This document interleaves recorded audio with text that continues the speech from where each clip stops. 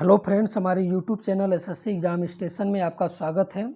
तो जो 29 अगस्त को रेलवे ग्रुप डी का एग्ज़ाम हुआ था, तीनों शिफ्ट में जो हुआ था पेपर, तो उसके हम क्वेश्चन लेकर आए हैं, जो जो हमें मिले हैं क्वेश्चन। तो आइए हम लोग स्टार्ट करते हैं, देखते हैं कि कैसा क्वेश्चन पूछा था। तो पहला क्वेश्चन पूछा था कि मधुमेह रोग किसकी कमी के होता है, किसकी कमी के कारण होता है? ये इंसुलिन हार्मोन के कारण होता है। किसके? इंसुलिन हार्मोन के कारण। अगला क्वेश्चन पूछा था स्विस ओपन बैडमिंटन का खिताब किस खिलाड़ी ने जीता? तो किस खिलाड़ी ने जीता है? पीवी सिंधु ने जीता है। ये सन 2022 का पूछा था, तो ये पीवी सिंधु ने जीता था।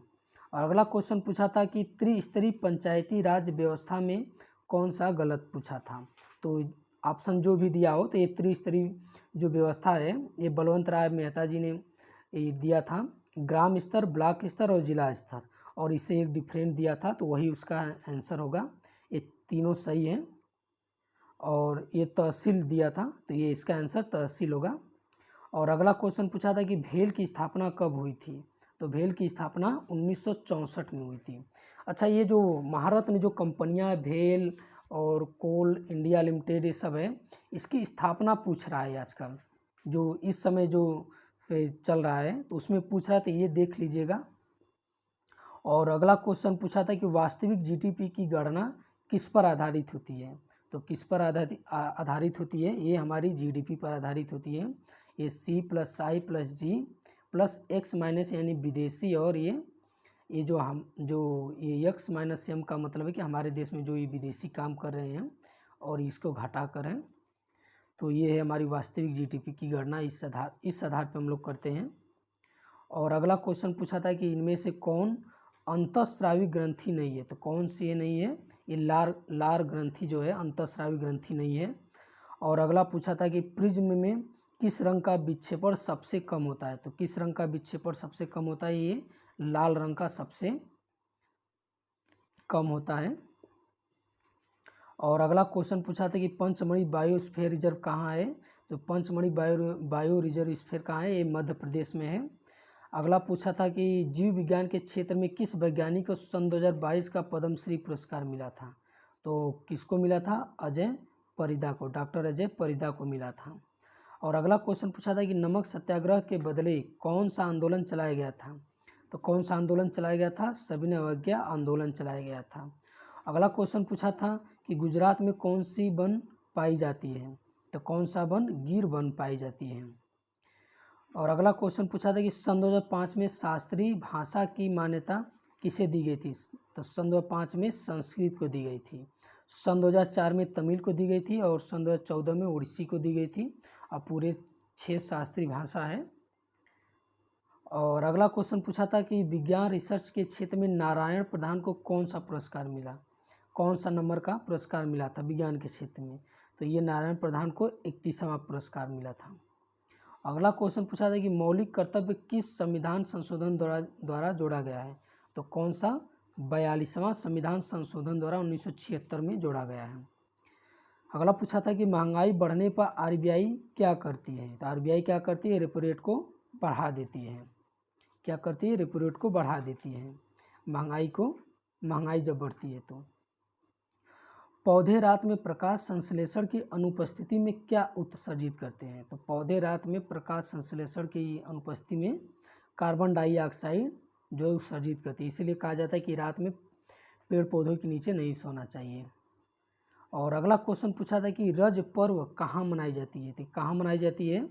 उड़ीसा में मनाई जाती है। अगला क्वेश्चन पूछा था कि न्यूलैंड का अष्टक नियम किस तत्व तक लागू होता है? तो किस तत्व तक? कैल्शियम, यानी 18 तक लागू होता है, और इसके बाद ये फेल हो जाता है। अल्पसंख्यकों के लिए कौन सी योजना चलाई गई है? तो कौन सी? ये नई मंजिल और मेरा सफ़र, ये अल्पसंख्यकों के लिए योजना चलाई गई है। और अगला पूछा था कि Na2CO3 के बारे में क्या सही है? तो इसे क्या कहते हैं? धावन सोडा भी कहते हैं, यानी धोने वाला सोडा इसे बोला जाता है। अगला पूछा था कि पर्यावरण रोग व पैसों के देवता कौन है? तो पर्यावरण रोग व पैसों के देवता ये वरुण है।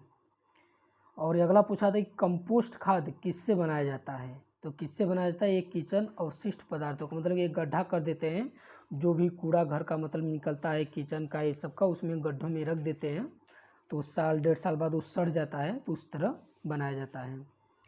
पहला टोल अधिनियम भारत में कब लागू हुआ? तो पहला टोल अधिनियम भारत में 1956 में लगा था। अगला क्वेश्चन पूछा था कि बेंजीन में कितने द्विबंध होते हैं? तो बेंजीन में कितने द्विबंध होते हैं? 3 होते हैं। बेंजीन का कैसे बनता है? इस तरह बनता है, ठीक है, और ये एक अल्टरनेट होता है, ये 2 बंद होता है, ठीक। अगला क्वेश्चन पूछा था कि प्रकाश संश्लेषण के दौरान पौधे ऑक्सीजन कहाँ से लेते हैं? तो प्रकाश जो है, प्रकाश संश्लेषण के दौरान पौधे ऑक्सीजन जो है मिट्टी से जड़ों के द्वारा लेते हैं। मिट्टी में जो उपस्थित जो जल होता है H2O जो लेते हैं, उन्हीं के द्वारा ऑक्सीजन लेते हैं। विद्युत प्रतिरोध किसमें सर्वाधिक होता है? तो विद्युत प्रतिरोध किसमें होता है? नाइक्रोम में, ऑप्शन में दिया था। अगला पूछा था कि अनुच्छेद 124 एक किससे संबंधित है? 124 किससे संबंधित है? ये उच्च न्यायालय की स्थापना से संबंधित है। श्योक और नुब्रा किसकी सहायक नदी है? तो किसकी सहायक नदी है? सिंधु नदी की है। किसकी? सिंधु नदी की। अगला क्वेश्चन पूछा था कि पशुओं और खेतों की सिंचाई के लिए कौन सी प्रणाली अपनाई जाती है? तो कौन सी प्रणाली अपनाई जाती है? जल संचय प्रणाली।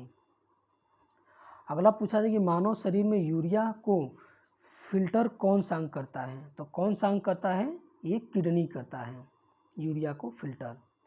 अगला पूछा था कि मौलिक कर्तव्य किस देश के संविधान से लिया गया है? तो किस देश की? रूस से लिया गया है। जो रसिया है उससे लिया गया मौलिक कर्तव्य, और जो हमारे मूल अधिकार हैं वो USA से लिया गया है। ये IPL 2022 में कुल कितनी टीमों ने हिस्सा लिया था?